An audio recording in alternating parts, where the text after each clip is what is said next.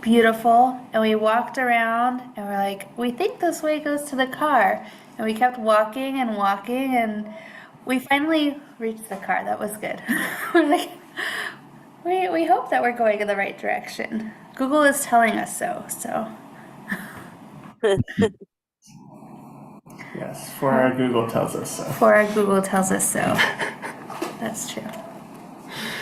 Uh, so this week I'm really excited. We have Don sharing with us. Don is my old boss from one of my previous careers, a friend, a deconstructor, a theologian. Do you go by theologian, Don?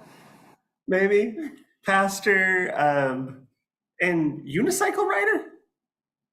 Electric unicycle. It's very different. Electric unicycle. I totally missed that the first time I read his bio, and then I was looking at it when we were getting ready to go on, and I was like, unicycle, okay. Anyway. For some reason, my spouse thinks that's something people want to know in my bio. I'm not sure. Roll with it. Why not? It's a unique fact. So I asked Don to take what I didn't realize was a 3-hour presentation he had done on how to study the Bible from a ancient Near Eastern perspective and give it to us in 30 minutes. So I don't know if Don's going to talk very fast. I know he's going to give us kind of a high level, but so hopefully we get to kind of drink from a fire hose and have a good time. So with that, Don, go for it. Thanks, Lauren.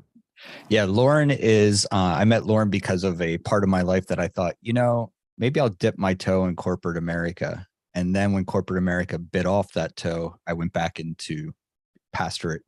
I thought the pastorate did a lot of biting of toes, but no, corporate America does it too. So, so he is correct. So I have recently, in the last couple of years, I gave a talk about this, and it took 3 sessions, an hour each session, and I didn't have enough time to go through everything I wanted to in that setting. So this is going to kind of be a high level, but one thing I want to encourage you about, I've checked out a couple of your live streams and stuff.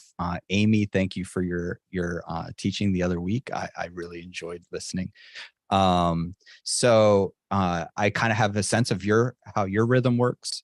In our space, in the church that I pastor, Dust Church, it is absolutely Socratic pedagogy. So people are always asking questions, interrupting, telling me I'm wrong, whatever, and you are welcome to do the exact same thing. So please, I just want to encourage you to feel free to raise your hand or just interject if you have any questions or you want some clarifications. So for me, one of the things that became important as I kind of moved beyond evangelicalism, moved beyond a lot of what the church is currently attempting to offer people, was that I realized that the things that I felt that Jesus wanted us to be about and the things that the church was about just were in constant and perpetual conflict. And one of the things that immediately became a problem for me was I started asking questions about this. And I don't know about your experience, but in my experience, those questions were not at all wanted. Nobody wanted me to ask the pastor to explain an idea, to defend it using scripture. And I would say it's important that maybe I put out there, it wasn't even like me like going up and grabbing them by the vestments and shaking them and being like, you have to answer. It was genuine, sincere questions that I believe the pastor would have an answer to. And because they didn't, I started to go out and explore. So this was about 25 years ago now. And as I began exploring, I came across a lot of rabbinic writers. And when I started reading these writers, and one of the things that immediately became apparent to me was that they live by the question instead of dismissing the question. And I really needed that soft landing because my faith was disrupted, my faith was out of whack. And I can't even imagine for some of the folks that have gone through deconstruction since 2016. I've been doing deconstruction since 2005, something like that. And so my deconstruction time was a much calmer time in history than for a lot of people that are coming out of evangelicalism now. So one of the areas that I ended up becoming very attracted to was Second Temple Judaism. So if I were to have an expertise, it would be in Second Temple Judaism. I also really love the phrase pre-Constantinian Christianity, because there's a really important delineation that happens with Constantine. Constantine, it becomes converted, believe it or not, don't know. I don't really care. But in this moment of his conversion, he quickly takes what was a religion and a faith for the oppressed and makes it the faith and the religion of empire. And immediately upon doing that, it completely transforms the way the Bible is being read.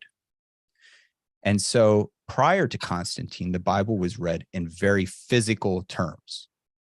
Like if you prayed without ceasing, as Paul would say, that was active, like the things that you did throughout your day, the way you took care of your neighbor, the way you engaged those in suffering, that was prayerfulness.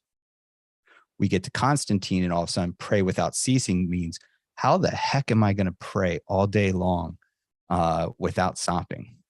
Because it became spiritual. Now, some of this started happening a little bit before Constantine, because it was, we had a lot of Plato and Platonistic thinking started seeping into even Judaism, because Platonism was one of the first philosophies that pointed to kind of a singular superior God. Prior to that, it was always pantheons of gods, etc. And Platonism started to give this idea. And so Judaism saw this and said, hey, we know who that God is. And so this is where we see some of the Hellenizing of Judaism and other places in this space. But one of the big things that Platonism brought to the table that then was supercharged, if you will, with Constantine was this idea that all of the Bible was allegorical. And it's all allegory. It's all spiritual things. So when we talk about the Exodus narrative, we're no longer talking about the physical escape from slavery. Instead, it becomes someone says, I pulled out of my driveway, there was snow in it, and I experienced an Exodus moment, because we've reduced it to just kind of being these spiritual, kind of mundane things as opposed to a physical thing. I do want to make a quick clarification here.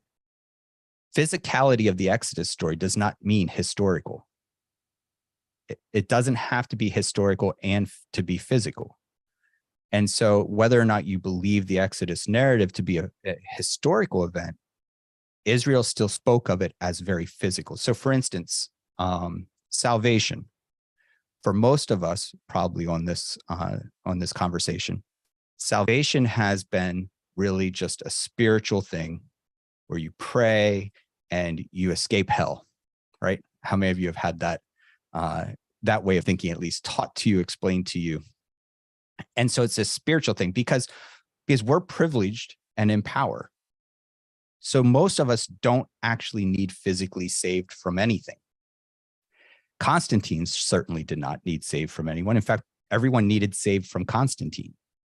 So it benefited Constantine to make sure that the theologians surrounding him, the biblical students surrounding him, the ones that were doing the teaching, were converting all of this into spiritual ideas as opposed to physical, because it would undermine the very thing that he was doing. So when we read the text and we see salvation is this idea of working out, as Paul says, working out my salvation, he's talking about working out his safety.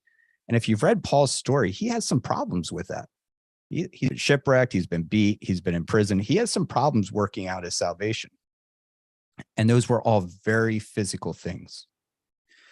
For us today, most of us have spent time in churches where when it says, take care of the poor, we say, I pray for them every night. And that would be so foreign to Jesus. Jesus would say, well, what are you doing at night? Like, what's happening at night that's when you decide to take care of them? Like, are you being super humble and you're doing it in cover of darkness and no one knows? No, we just mean we're laying in bed, in our nice comfy bed, in heat if it's cold out where you are, like it is here. And we're thinking in the general direction of poverty. And that is just not what the text is, especially when we talk about pre-Constantinian Christianity, pre-Constantinian Judaism, right? All of this was a deep understanding of a physicality, of safety for salvation. When it came to caring for the poor, it meant literally. I used to say I could go into any church and say, how many of you believe we should take care of the poor? And I get like 100% participation in hands raised. And I'd say, how many of you are doing it? And I would not get nearly as many hands raised. And this is one of the mistakes. And this is why I think a lot of people, like I think about my son who's 19, he's not interested in the church because the church just believes things that it doesn't do. And for him, he's like, why would I waste my time in a space that believes things that they're not doing? So let's just take a quick breather there. And I just want to open up if anyone has any questions or thoughts about this idea of why it's important to read the Bible through an ancient Near Eastern Jewish perspective. And the first point is because then it forces us to read it physically as opposed to just spiritually.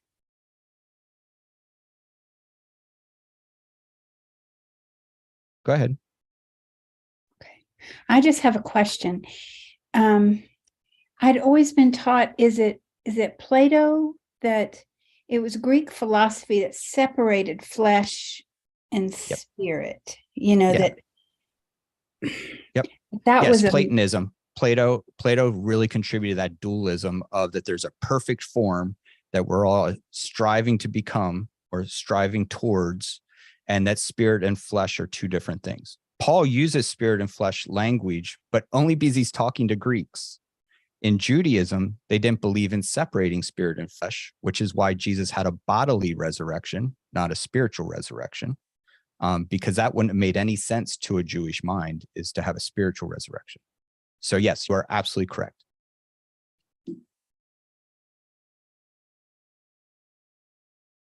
Any other questions or thoughts?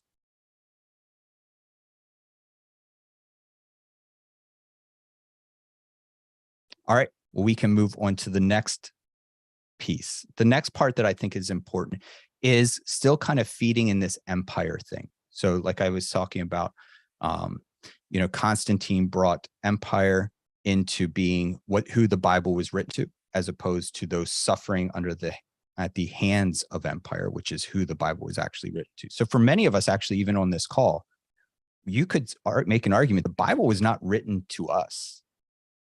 It was written to people that suffer at the systems that we benefit from. And so when we read stories like the narrative of the passion narrative, we're more likely standing on the side of Rome, on Rome's side of the street, than we are standing on the side of the street of Israel.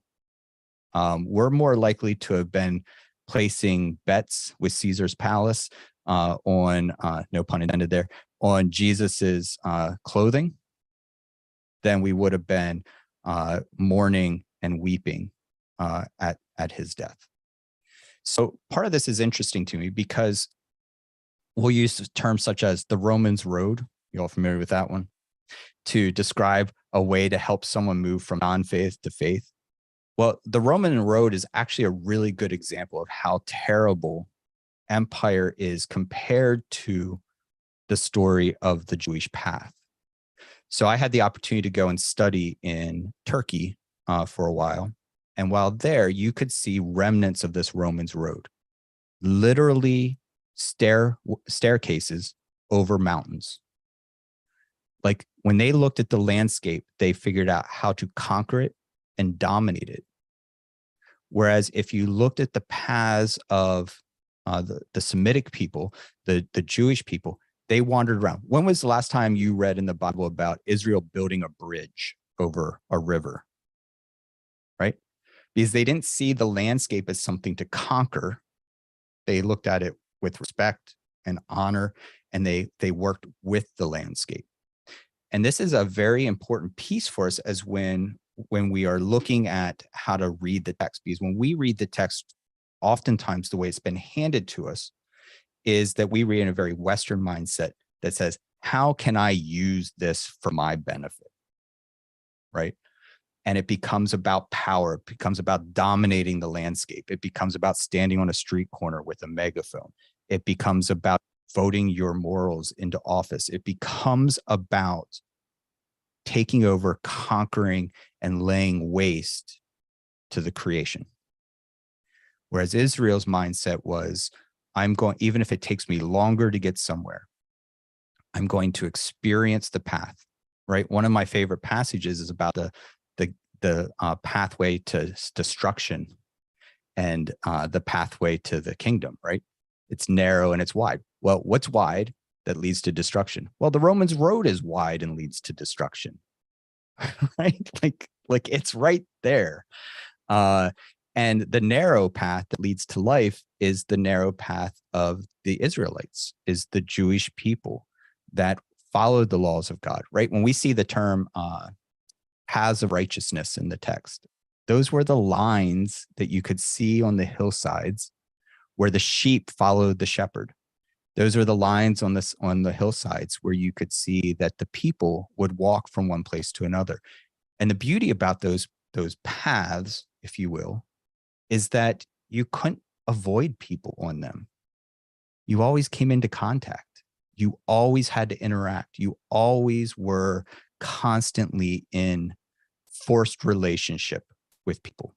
Whereas the Romans road, you could just whistle on by like we do in our cars, whistle on by and never interact with another human being. You can pull out of your attached garage, go down the highway to your work where you pull into the building, get out, get in the car, go back home, pull back into the attached garage, and you might interact with your neighbor if you're both taking the trash out at the same time, right? And this has kind of become our normalcy. And this is a way, I would argue, that Rome approached things. So let me ask you this, because the last section I want to share with you is a little bit more in depth. This is a little bit more academic to kind of lay some groundwork, if you will. What do you think some of the imagery we can take from what I shared about the Romans road? Like, what does that imply? Like, what kind of emotions does it create? What kind of posture does that have versus the Jewish path, or just the Semitic path?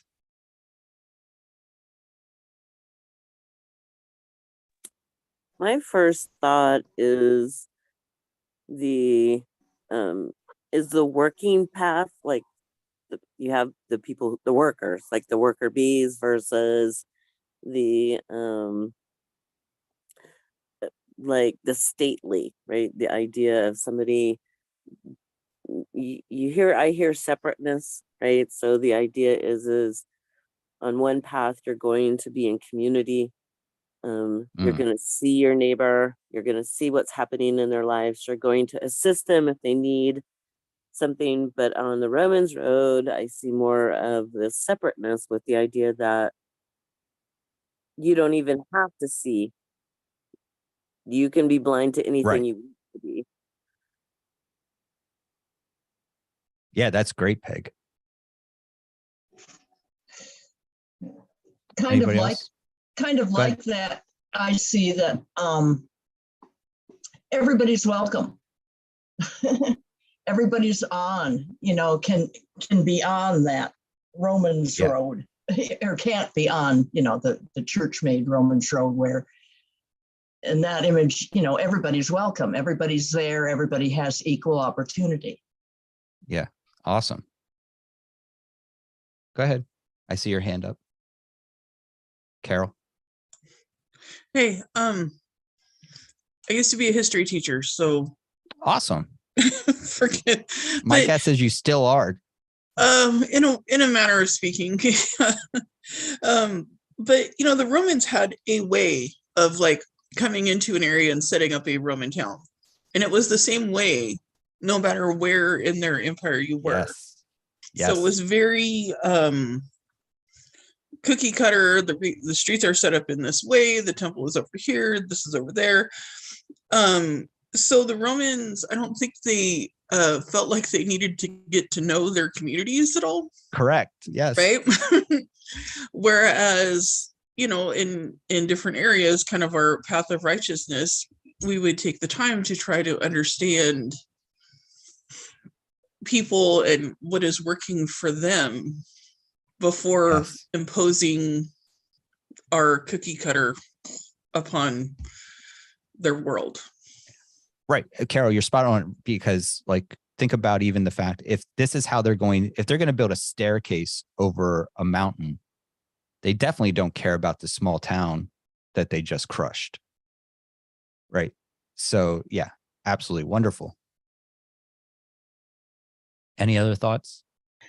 I just, I don't mean to talk so much. Talk away. I was just thinking about, I can't help but think of this and think of our industrial revolution and what we did to the environment. And if the church had not if Constantine had not pulled the church into Rome and into empire, and the church had stayed true, we could have still had the innovation and the ideas and the progress, but it would have benefited everyone instead of just empire or king or, that greedy nature that cares nothing for, Yes. I don't know. And in fact, you said something really important there. The church now is more interested in creating kings than it is creating priests. And we're called to be a priesthood to all nations, but yet what we keep doing is creating kings instead. And that's just a terrible thing. Brenda. So two things come to mind as I'm thinking about what you're saying. One is the historical pattern of evangelizing, especially in other nations, is very much by the Roman pattern of go in and take Christ and impose all that we understand in our culture onto your culture, and including forcing dress and language and customs and the whole thing. It's like somehow European and North American culture trumps theirs. No pun always. intended. No, actually. But secondly, it also came to mind twice now in about a week and a half, I've encountered a little poem by Wendell Berry, Piece of the Wild Things. I don't know that I've seen it before, but it is just makes me think of the times I live in California, going up into the national parks up in the Sierra Nevada. And it's like there's a peace in being with nature, understanding nature, feeling it and feeling its rhythms. It's like, yes, I am part of this. And it has a much calmer tone than the life I live. And yes, it has its brutality. It has all sorts of things in it. But as it says in the poem, these creatures who don't grieve over what's coming, basically. And, that sounds very much like some of Jesus' teachings. 100%. Yeah, we use the Great Commission as a shield for colonization. The Great Commission doesn't say go and make converts. It says go and make disciples, which are very, very different.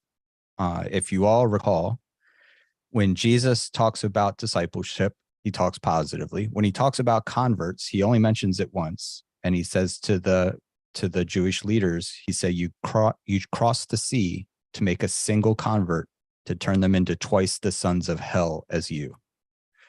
So Jesus would not have been a very good evangelical in that sense. So Anne or Amy, whoever it is, or both, that has a question. Yeah, I was just thinking about with the Romans Road versus the other, about intentionality of, normally if we are saying that we took the scenic route, that means we got lost. And so the idea of intentionally, getting off the main road and taking a route that's going to be longer, but is going to benefit us more and somebody else more in some other way, even though it's inconvenient. Yes, 100%.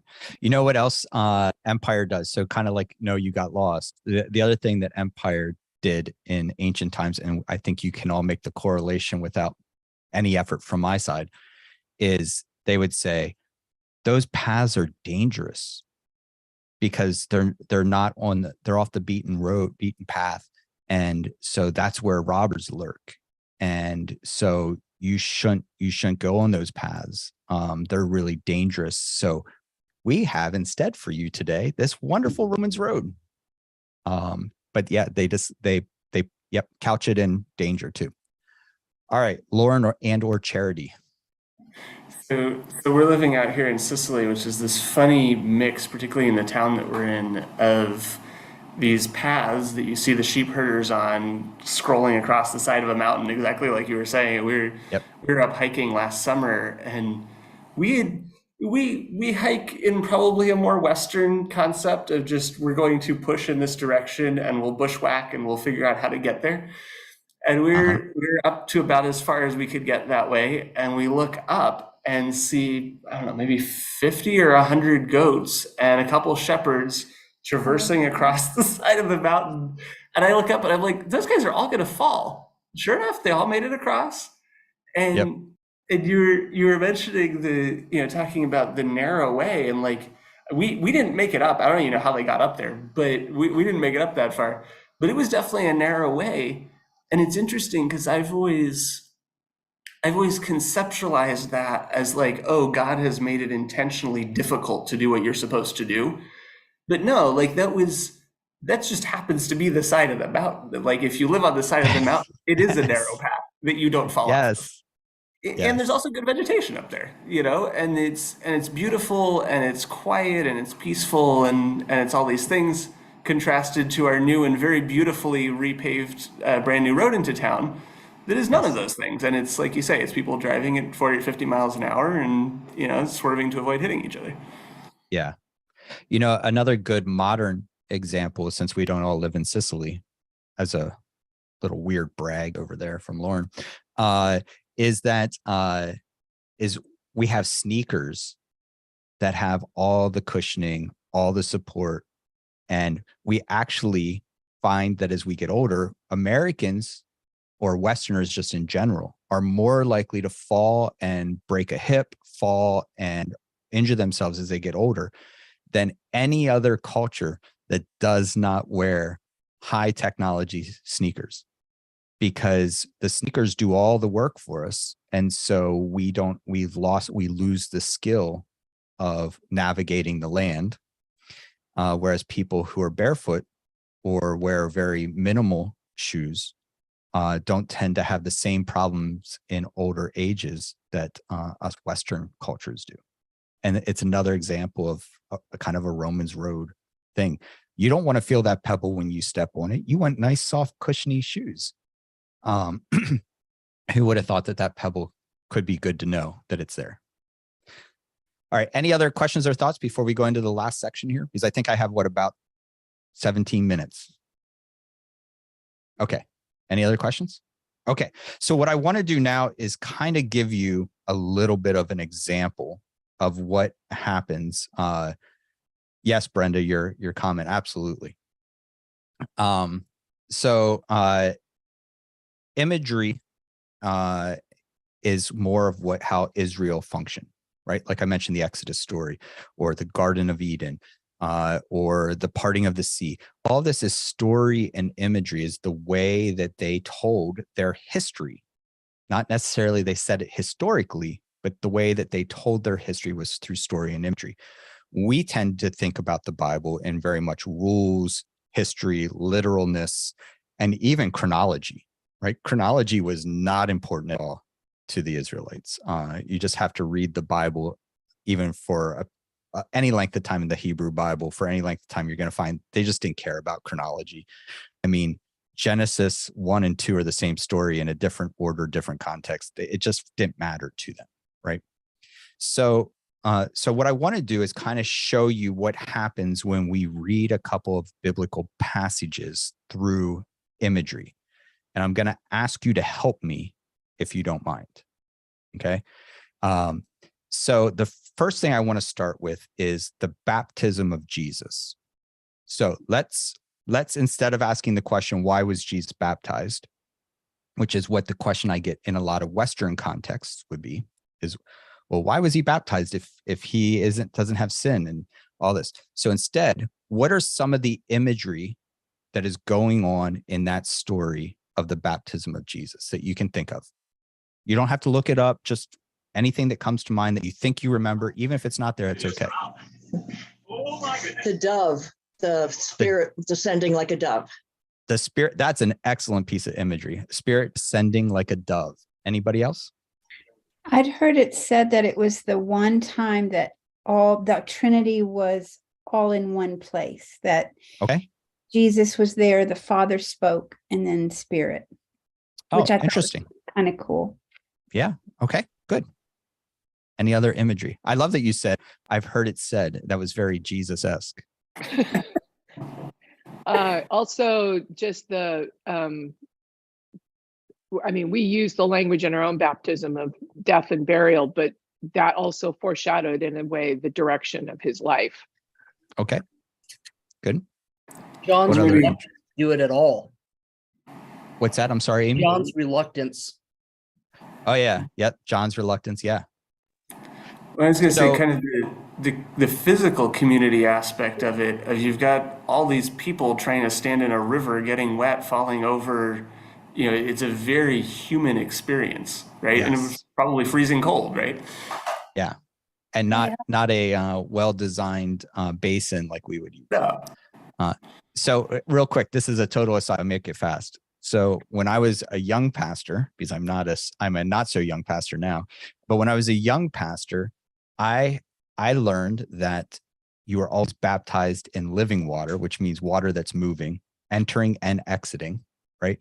And that we always baptize in the Christian tradition in cisterns, which is dead water, which would again be a foreign concept.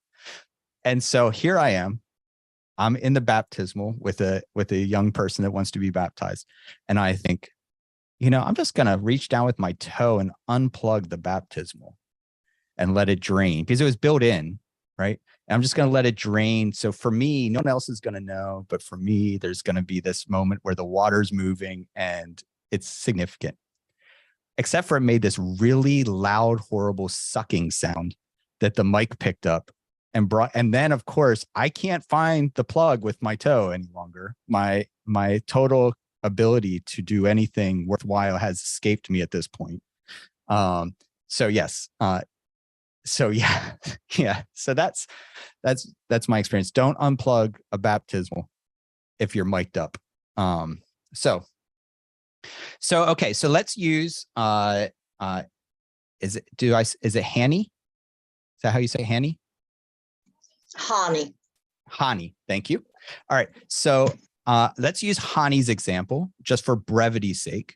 So where else in the Bible do we see the Spirit of God, maybe as a bird, maybe not, a dove and water?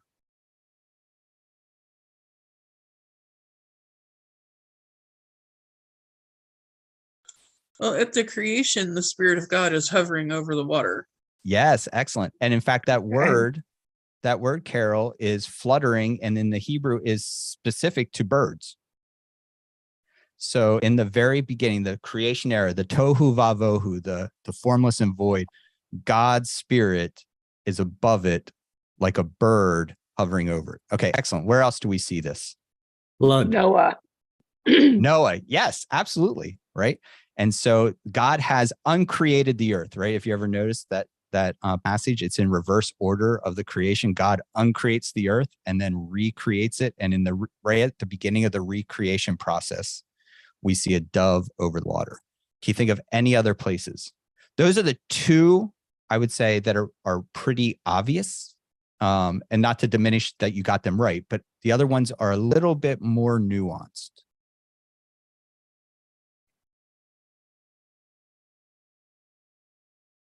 dedication of the first temple. So tell me more about that, Amy, because you might be right and I just don't know. When they dedicate the temple and move the ark, and the spirit moves from the tabernacle to the temple and fills it with smoke, if I remember right. Ooh, I had never considered that one. I like that one. I like that one. So that's good, Amy. All right. Anyone else? I just think of the still small voice. Right? Oh, excellent. Yeah. So the prophet with the still small voice hearing. Yeah, I think you Right. can make a case for that. So one of the ones that I would say that still keeps the elements of the water and the spirit is when God parts the Red Sea. It says a wind from God, wind and spirit are the same word in Hebrew, comes up from the west. I believe it's the west, maybe it's east, and it comes across the water and parts the water. So we have that moment. I think you could make a similar case for when they're carrying the ark across the Jordan to go into Canaan, that again, the water part stopping, that we had Spirit of God, we have water there. Okay, so let's say that we're in agreement that these examples all have that similar imagery. What's in common with all of these stories?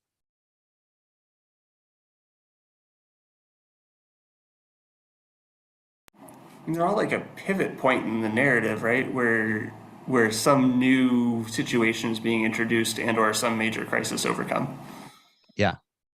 So there's a rabbinic rule of studying the text that's called first use, or at least that's how we call it now, first use. And so you take the first use of a word or a concept in the text and you use that to define the word going forward. So what would be our first use here?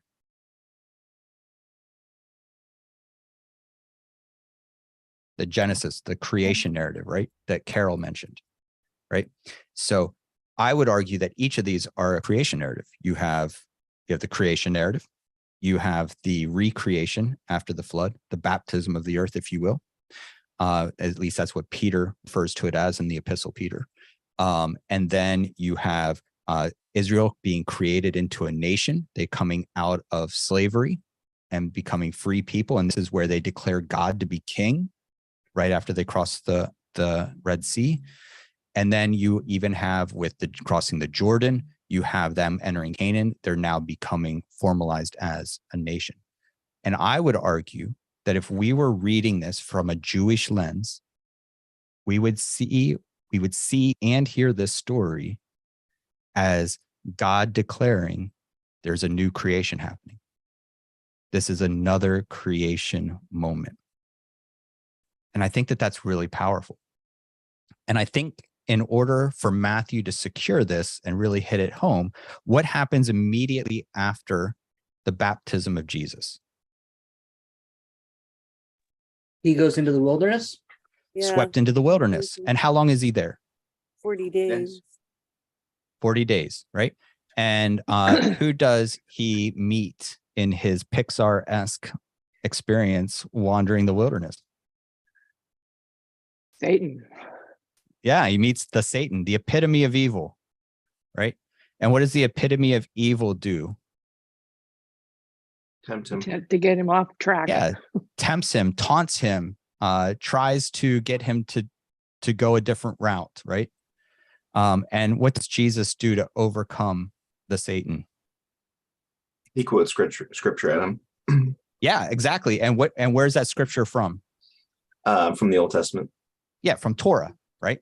So here we have Jesus in the wilderness, 40 days, 40 nights, the epitome of evil, taunting him.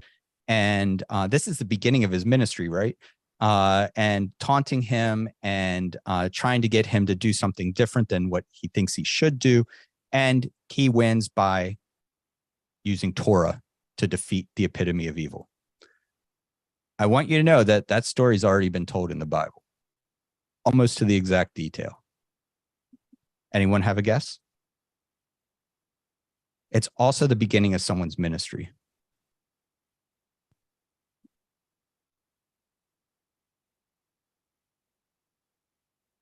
Moses. That's a good guess, but that's not the one I'm thinking. So you have this Philistine who for 40 days and 40 nights walks out between the camps of Israel and the camps of the Philistines. And his name is Goliath. And he stands out there in what the Bible calls in Samuel, the wilderness. And he taunts Israel. David, bringing lunch for his brothers, it seems, is there and decides to go and confront Goliath in the wilderness after 40 days and 40 nights. And what does it say that David took with him? A His sling. slingshot. What else? And a Yep. stone, Eric, what 5 else? stones. 5 stones. 5 stones. Okay, so let's get something straight here. Why does the author tell us 5 stones? Because it only used 1. It didn't say he reloaded. And wouldn't it have been more impressive of it, the whole thing, if David would have just picked up 1? We would have been like, man, the chutzpah on that guy, right? Instead, he picks up 5 stones. Why tell us 5 stones? I've heard he had that the Philistine had 4 brothers. I don't know if there's any historical basis for that, but I've heard that. So I would argue it's 5 stones because 5 to Israel means Torah. Oh. Right? So yeah, the 5 books of Moses, 5 to Israel is Torah. And where does David hit Goliath with Torah? The square On his between forehead. them. Right. And what do we know according to Deuteronomy 6 is supposed to be on the forehead? The very word of God, Torah. So David hits Goliath in the head. And so you have, and this is the beginning of David's career, his ministry. And so I would argue that if we're reading Matthew through this lens of an ancient Near Eastern book and this Jewish concept, we're going to see these things. I mean, this even plays out then into the book of Revelation where it says, you know, you take the mark of the beast on your forehead and your right hand. Well, on your forehead and on the back of your right hand is supposed to be Torah. And instead you've replaced it with man, humans, because that's who was made on the 6th day, was beasts and humans, right? They were made on the 6th day. And so because of that, you've replaced the commands of God with the commands of man. And that is what upsets God, not a barcode, right? And again, this is that Eastern, that ancient Near Eastern way of reading the text that brings out so much beauty and depth and starts to kind of, in my opinion, gets me really fired up and makes me realize that the Bible is not this archaic piece of writing that only belongs to the biblicists, but I would argue it belongs to us. And ever since I started studying the text through this lens and in this way, my movement towards inclusivity, acceptance, anti-racism, anti-empire, all of that has grown exponentially the more I embrace scripture. And I think one of the things that breaks my heart, I'll get right to you, Brenda. The thing that breaks my heart is that a lot of people going through deconstruction feel like they have to abandon the Bible in order to maintain their faith. I want people to know that no, you just need to realize that the Bible of Constantine and all of the other powerful white men that followed him is not the same Bible, or it's not the same interpretation as what was happening prior. Brenda, your question. Mostly a response. I've always been, I don't know, perplexed. I don't know what the word is, by why should some mark on a person have a damning effect? It seemed really odd. Clearly it was metaphorical. Yes. But that makes so much sense, because you know, you can't just come out and say it at that particular point in time. But when you take on the markings of the empire, when you take on and give your allegiance anywhere but to God, that is the thing. Preach. That is not okay. that gets you out of alignment with the creator of the universe. And it's not that you're going to accidentally find yourself taking on some external something. Thank you, Torah. Just simply the teachings of God himself, and what is right and what is good. And I don't know. There's so many things over the last 10 or 12 years since I started this journey of, wait a minute, this isn't making sense. That it's like when you start pulling the trappings away of we have all these Bible scholars who can tell us this is the right interpretation of the Bible. And yet I see a culture that is not being responsive to what seems to be some of the most important parts. And for me, it's going back to Sermon on the Mount, James. Yes, I'm actually reading Salt and Light right now, slowly. Sermon on the Mount and other very obvious teachings of Jesus. It's like when I was challenged, would you just begin with Jesus and let Paul be alone for a while till you figure out what Jesus actually said? And then so many of our things don't fit. And, Great Commission, that disciple thing was one of the things that hit me somewhat more recently. Of we're told to go help people follow the way Jesus taught, not, and this baptism is showing this recreation, this let's get you going in the right direction kind of thing. So anyway, thank you. That piece put a whole bunch of pieces snapping together. Awesome. That's amazing. Lauren or Charity. Sure. I have a question that could lead us down another hour rabbit hole, but I'm curious your very short version take. So a couple times you went out of your way to say not necessarily historical, but the history, right? In the sense of the Old Testament, the narratives in Deuteronomy, etc. As you've dug into this, what's your take on how the Jews saw the Torah, in particularly to the aspects that appear to be history? Like, do you feel like, they viewed them as historical, or they viewed them as lessons to be learned?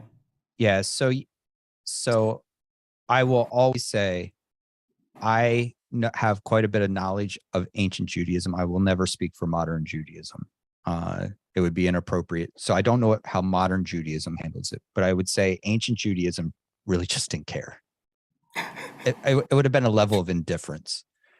Like, and I've kind of adopted that in some way, because I'll jest and I'll say, when I get to the world to come and Adam comes strolling out with his no belly button abs, I'm going to be like, my bad, dude. I didn't believe that you were real. But it's same way with Job, same way with Jonah, like same way with the giant monster fish whale thing. If that thing's in the world to come, kudos to it. I just don't think it happened, but it doesn't change for me the historicity, or that doesn't change the truth based on historicity. And let me give you an example that I think is really important, because a lot of people get really caught up on this and they feel like, well, if it's not historical, then what do I believe? And I always say that the parable of the Samaritan is fake.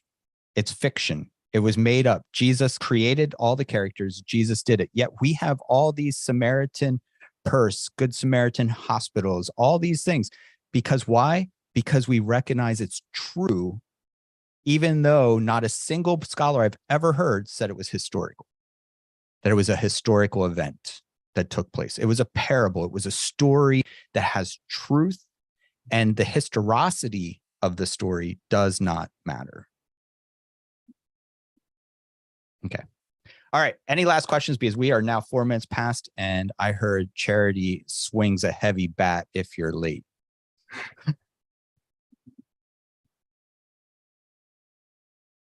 Go ahead. Just one very side question. Where do you get that little heart, rainbow heart in the corner of your screen there? It's just a GIF or a GIF, depending on what denomination you are. That I just imposed in a software I use for broadcasting. So it's not something you can do on Zoom unless you have a special thing. So that's one of the things I just want to do is invite you all, if this interests you, this is what we do with the organization I run, Ancient Jesus, Future Faith. The idea, it's in the title. Ancient Jesus, meaning pre-Constantinian Jesus, is, in my opinion, the future of our faith. And so we had a lot of conversations around this, these types of things. Starting in the new year, we're going to be doing some Bible studies and some other things through it. We just kind of been getting our feet wet this fall. So that is a space that you can find us and connect with what we're doing. We do a couple live streams a week where it's just open questions, amongst other things. So you would be welcome. We would love to have your voice. One of my favorite things is Letty Russell. Letty Russell wrote a book called Just Hospitality. She was a queer woman that was a professor at Yale. So she was on the outskirts of a lot of things. And she said, you always need to look around the table and ask whose voice is missing, and then go and find that voice and bring them to the table. And then a friend of mine, Jose Humphreys, added to that in a meaningful way. And he said, and make sure they have the same amount of space at the table as everyone else. I think those two things are so important. And so I always want more voices around the table with our conversations. So you would be welcome. We would cherish having your voice in that. So I see there's a hand up again. Brenda? Oh, yeah. Trying to get it unmuted with all the pop-up on my bottom of my screen. Just saying voices at the table reminds me of Jesus' parable about the wedding where they say, go, I can't get the people to come to my wedding. Well, go find everybody else that's out in the streets and bring them in for the ceremony and the celebration. You know, the voices that are missing are the ones who thought they had the right didn't show up. Yes. So everybody else should. Yes, absolutely. Well, thank you all for honoring me with your time this morning. It was such a gift. I really appreciate it and enjoyed the interaction. Awesome. Thank you, Don. That was fun and dense and very informative. And yeah, I will definitely be spending some more time on the website because I unfortunately haven't spent much yet. I'm a teacher, not a preacher, so I always rely on everyone else around me to make all the application and stuff. So thank you, all of you who have contributed to something there for that. Yeah, well, I guess we will move into communion. I don't have any bats with me, so you're safe, Don. So I'll give you a second or 2 or 3 to go grab your elements. We have cute little crackers and some wine today. I mean, sometimes people use juice or hot chocolate or coffee, water, anything will do. Potato chip. I've used a cheese cracker before. Yes, Don, no drunken preaching, Don. That's never good. All right. So this is really awesome. And I think I'm one of those people who it's either good or bad. Lauren had to introduce me to the gray. So the throwing the Bible thing out, I'm totally relate to because I just am like, well, if it's not true, what's true in here? So that was good. So I thought as we were talking, maybe let's just do reflection today on, just think about, God, show me what's true.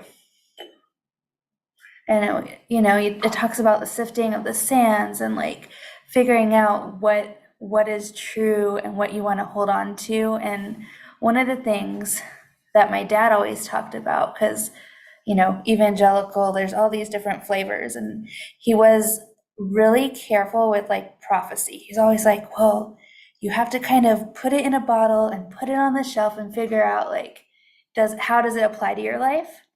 And I think going through this, I've kind of tried to hold on to how does this apply to my life? So I'll just take a minute and reflect on that, and we'll go ahead and take communion.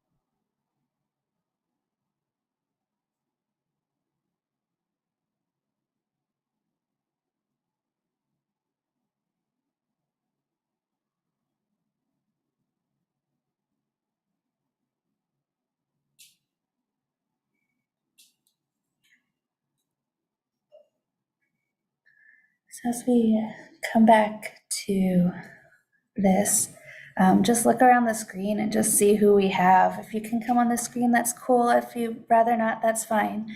But one of these things that's very real in Jewish tradition was the Passover, the meal that they participated in, and that was a real part of their culture. It wasn't something that was made up, and it was about community and being. I feel like Jesus was just like, "Hey guys, this is look around. This is who you're with. This is who I am, and I want to share this with you." So as we take our bread and our drink, let's just participate in this together, and just in our own ways, in our rooms, in our dining rooms, wherever we are, just thank God for showing us love and for revealing himself to us.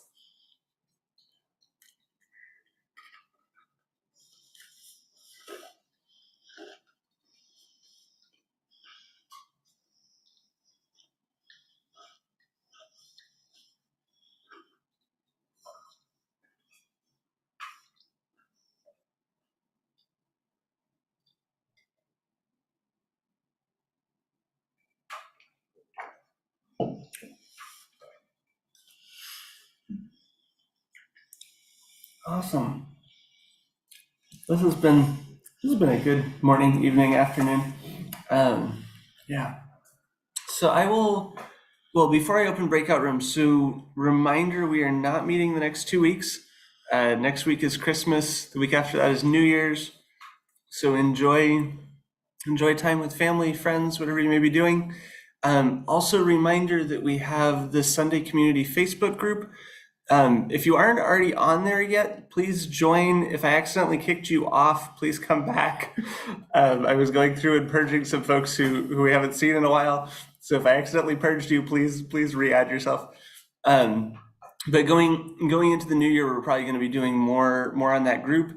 The other feature Charity and I found the other day on there is you can actually create an ad hoc meeting. So going through the Christmas season, if you're like, I need to meet with my people, don't feel like you need to pre-schedule it. You can literally just go on there and say, I'm having a meeting right now. And I believe it notifies everybody. I think everybody gets something on their, however you get your notifications from Facebook. And so that can be a cool way that we can connect in between. And then we'll be back on January 8th. So yeah, but with that, I will open breakout rooms and have a good holiday, and we'll see you all next year. And I do not have names on the breakout rooms. There's just rooms. So feel free to jump in wherever, and